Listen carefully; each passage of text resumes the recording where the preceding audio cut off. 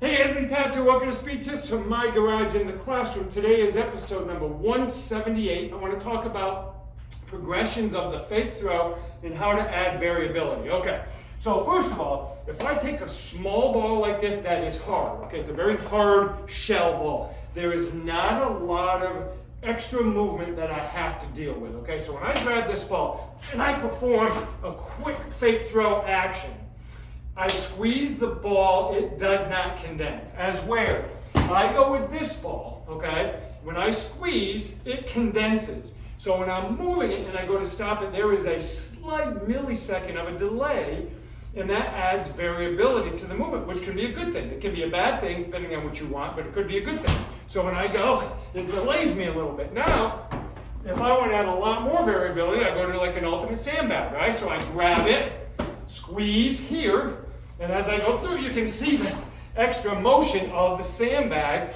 creates more variability to my deceleration demands, okay? Now, let me show you a progression here that I think is fantastic to get the athletes to understand action-reaction forces. Okay, they don't have to understand it scientifically, but just their body needs to feel it, and to be able to accelerate quickly off a decelerated move. Okay, so we're going to say I came in and I shuffled and I stopped.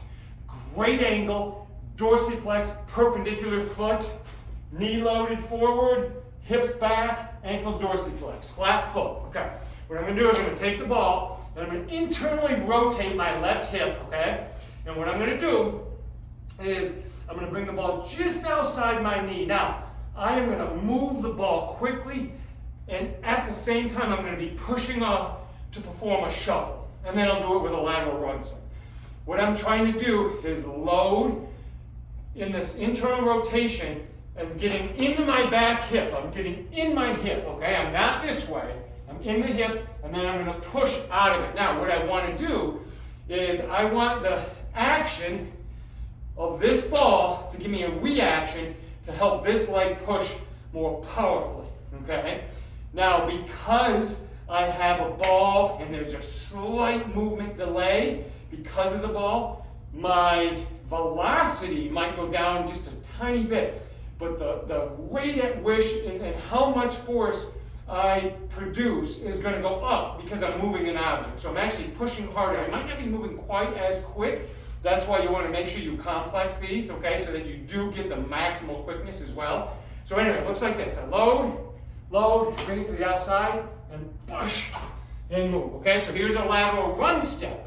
So we do the same thing, load, make sure I'm dorsiflex, push, open, and explode out. Now, the next progression is I'm going to start it here, I'm going to bring it, and then get out of there, okay? So that adds more elasticity to the movement.